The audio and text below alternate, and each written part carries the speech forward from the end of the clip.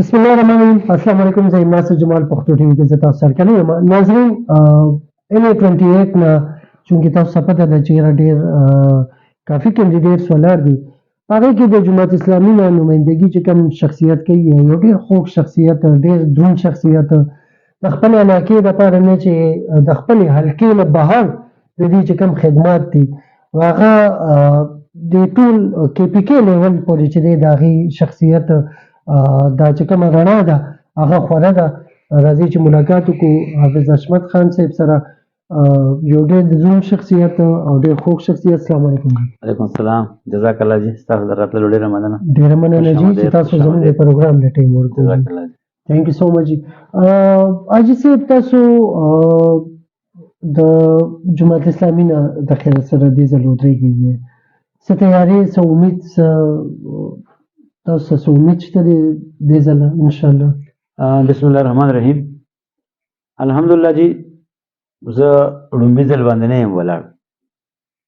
زه د دې PK نه یو ځل صوبایي منسټر پاتې شوی یم، 10.5 روټونه مې اخیستي دي او بیا 2 ځل مې الیکشن کړی او 2 ځل رنر اپ یعنې سیکنډ راغلی یم او آخري ووټونه ما 11,500 اخیستي دي. نو دا زموږ تیاری دی چې 2018 نه پس په دې علاقه کې ان یم. اوس زما صرف حلقه بدله شوه، قومي سیټ شو. نو دغه 11,500 خو چې کله د 15 کال کې زما دا یقین دی انشاءالله تعالی چې هغه ما ډبل نه اړولی دي، ځکه چې دلته کې زموږ خدمات دي. دلته الحمدلله جماعت اسلامي د الخدمت فاونډیشن په شکل کې یو ډېر لوی نیټورک لري او سابقه وخت کې الحمدلله په دې حلقه کې ما د اربونو روپو کار کړی دی. دلته کې ډګري کالج، دلته کافوډيري سکارپ چې د کرونو روپو سکیم دی، دلته بشمیر هایر سیکنډري سکول، دلته بشمیر های سکولز، میډل سکول، پرایمري سکول.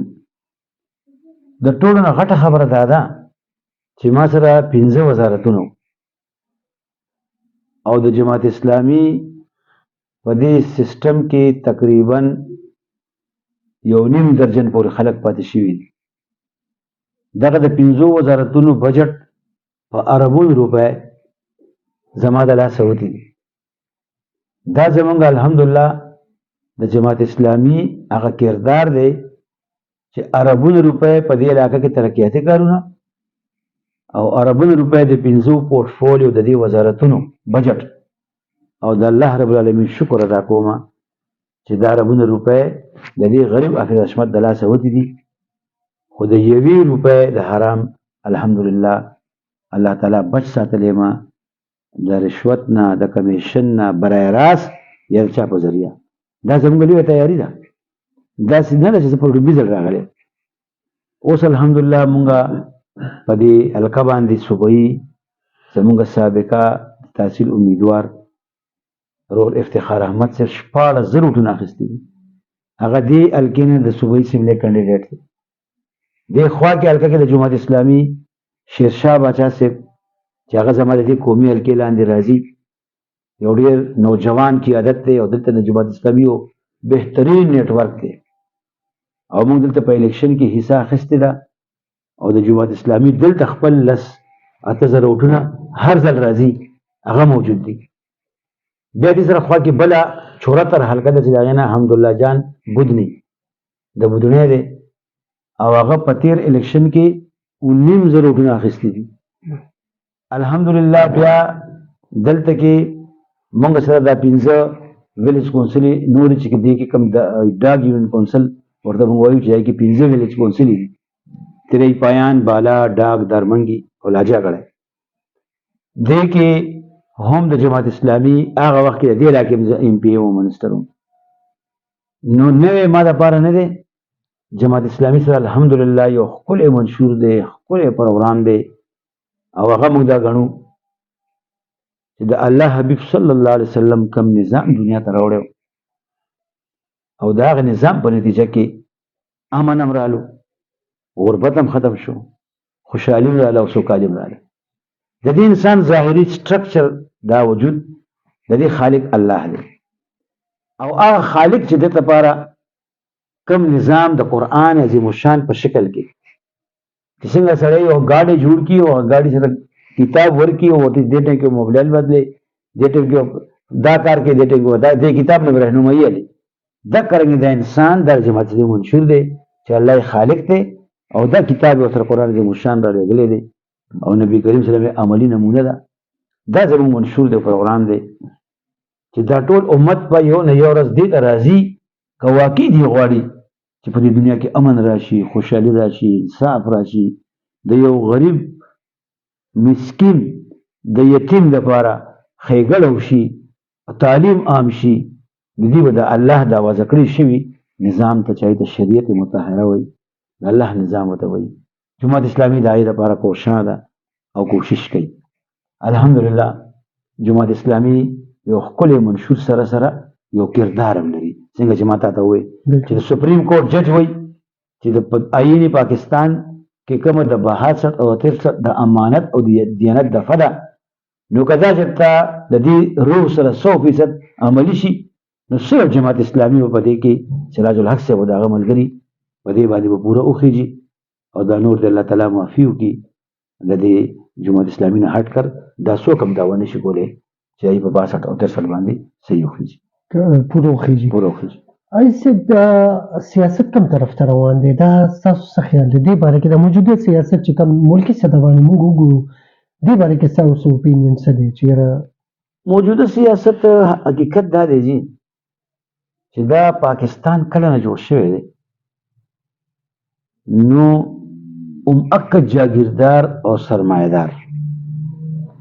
د دې په پالیټکس باندې قابض دي او هغه په دې سیاست باندې اثر انداز کیږي موږ دا غنو چې دی وخت کې نه د ابتدا نه والی تر اوسه پورې دې د سرمایې په زور باندې الکترونیک میډیا پرنٹ میډیا ابلاغ دا واخلي او دا خلکو ذهن په مسحور کی دوکه کی ډېر لوی انویسټمنټ وکي او د دروغو نه رښتیا جوړ کی او یو وړوکی څیز نه غاټ او د هغې په نتیجه کې خلک مسحور کی زموږ الخدمت فاونډیشن څونه لوی نیټورک دی چې څونه پروجیکشن د هغې په کار دی په کار دا وه چې د هغې دې وخت کې د غزه ته ورسېدل د فلسطین مسلمانانو ته د حکومتونو اول د الخدمت فاونډیشن هغه نیټورک او د هغې کارکنان ورسېدل د هغې پروجیکشن نه کېږي او دوی پری پولینګ ریګینګ ویم دی ته چې ته په میډیا باندې دومره زیات خرچ وکړي او دومره زیات چې بالکل خلک کو حیران شي دا خلک اعلان کې په حقیقي معنو کې دا په دې پاکستان کې دغه یو طبقه ده دا جاگیردار او کرپټ سرمایدار موږ د ښه خلکو د ښه سرمایدارو او د ښه جاگیردارو د نیکانو خلکو مخالف نه یو خو حقیقت دا دی چې دې وخت کې عمده خلک په دې باندې قابض دي یو طرف ته خو د روټۍ کپړې مکان په نوم باندې خلکو حکومت وکړو خو دنیا وکتل چې 3-4 ځلې حکومتونه وکړل او نن لاړ شه په سند کې خلک روټۍ دپاره او د کار په وجه باندې ماشومان مري د هغې نیوټریشن او د هغې نشونما چې کېږي نو هغې ته بیلنس خوراک نه میلاویږي په دې سند کې چې کوم خلک د روټي کپړه مکان نوم اخلي نو هغوی خو په دې خپل کور کې دي اول د دې خپلې نارې د منشور امپلیمنټیشن خو وکړي که نه حاجي صاحب تاسو خو د سند خبره کوئ زه خو اوس دې ټایم کې کې پي کې والا خلکو دپاره هم خفه یم چې مزدور سړی خو پوره نشي خوړی مزدور سړی خو دې ګرانۍ دومره تباه کړو چې هغه په سند کې خو به تاسو غریبي یادوئ په کې پي کې کې هم دغه حالات شو په پنجاب کې هم دا حالات شو په بلوچستان کې هم دا حالات نو د آی ایم ایف او د ورلډ بینک ته کچکول نیولی بالکل د هغې نه قرض راوړي دې هړپ کړي دې وخوري او پبلک ته هیڅ ریلیف نه میلاویږي دې وخت کې 102 کروڑ بچي د سکول نه بهر دي مصریخانو ته ځي بالکل بالکل او د دې خپلې مربي دومره دي چې دا کوم خلک د غریب خبره کوي سړی ورته حیران ځي چې تا خپله پرسنل د غریب لپاره څه کړي دي زه په دې په خپل حیثیت کې دا کار کولی شي د سټیټ نه بغیر د دې سټیټ هم خوري او خپل هم نه ورکوي دا سرمایدار او جاگیردار پاکستان ډیر زیات خوشحال وطن دی. دلته 4 موسمونه دي، دلته الحمدلله اوبه دي، دلته منرل دي، دلته معدنیات دي، دلته پاکستان د مالامال وطن دی د وسایلو سره. دلته پټرول دي، دلته ګیس دی، دلته د الله رب العالمین ټول نعمتونه دی الله پاکستان له ورکړي دي. خو د بده مرغه نوې قیادت نه دی راغلی. کله چې راغلي دي اکه زاړه خلک دي، پلار یې مړ شي د هغه پاټی د هغه زوی صدر شي د هغه خلک دي، بیا د هغه مړ شي بیا د هغه بچی بیا هغه چې دی نسل در نسل. جماعت اسلامي واحد هغه جماعت دی چې په حقیقي معنو کې موږ عوامو ته وایو لکه د جج کوي. زمونږ د جماعت اسلامي پاکستان لومبني امیر سید اولیاء مودود رحمت الله علیه، راځه ورپسې بیا میاں طفیل محمد صاحب د پنجاب، سید منور حسن صاحب د سند د کراچۍ، قاضي حسین احمد صاحب پښتون د کوټان د نوخار سراج. دا جمهوریت دی کنه، دا خود نه چې پلار په ځای باندې بزوي او د ځای په ځای باندې نسوي او بس دا بهر خلکو لپاره جمهوریت دا کوي او خپل پارټي کې دننه هیڅ جمهوریت نشته. نه د کور نه شروع شي نو جمهوریت بیا بالکل شي. بالکل صحیح دی. خو نه دا لګون ته سخت سوال باندې کوم چې یاره جماعت اسلامي نه علاوه لکه کوم ګورو تقریبا هرې پارټي چې د نور عالم خان له دعوت ورکولو ټیک شو دي د جماعت اسلامي ولې نه دی ورکړي او چېرته داسې خو نه شوي چې تاسو انکار کړي یا خبره کنه تاسو واټو دعوت نه دی ورکړي تاسو پالیسي بدله ده که څنګه؟ ګوره جی مونږه جماعت اسلامي په پیراشوټ باندې چې کوم خلک راځي کنه جی نن دلته رالو سبب هغه غزي زه یو عام میډل کلاس نه لوور میډل کلاس سره تعلق ساتم.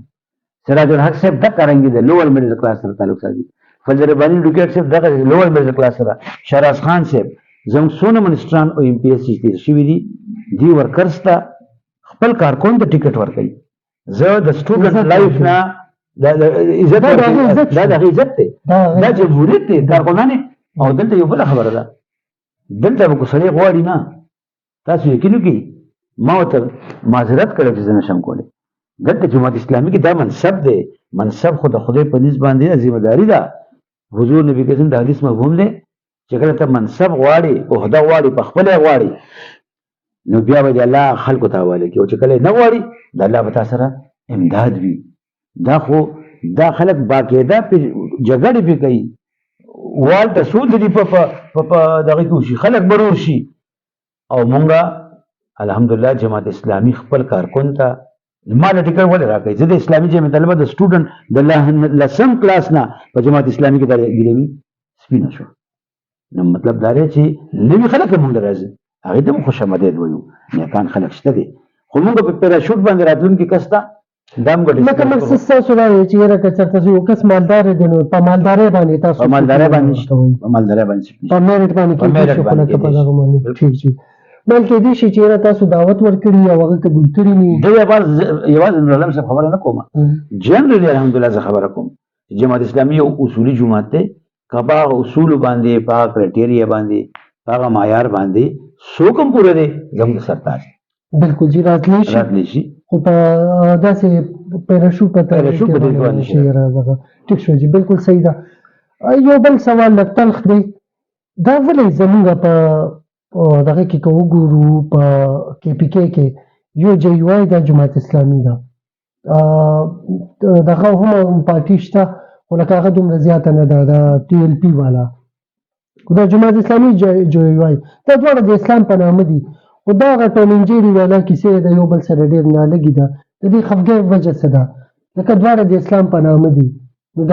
دا ولې جی یو آی والا تاسو سره دومره زیات نه لګي؟ دا ولې دومره شدید اختلافات چې یاره د پسې مونځ هم نه کوي تر دې حده پورې چې یاره مونځ هم ورپسې نه کوي؟ دا وجه به څه یاره چې دا خو به بدقسمتي وي. الحمدلله داسې هغه پخوانی وخت اوس نه دی، خلک پوه شوي دي. مونږ ستاسو د میډیا په ذریعه باندې پبلک ته هم دغه خبره کوو چې زمونږه قرآن یو دی، قبله هم یو ده، الله هم یو دی، حبیب صلی الله علیه وسلم هم یو دی، ټول مسلمانان یو، داسې هیڅ قسمه خبره نشته. البته بس د هغې نه دا یو ګیله ده چې اوس نن زه خپل حلقې ته تللی وم نو څو علما کرام ماته راجوخ شو. نو هغې وایي چې عجیبه خبره خو دا ده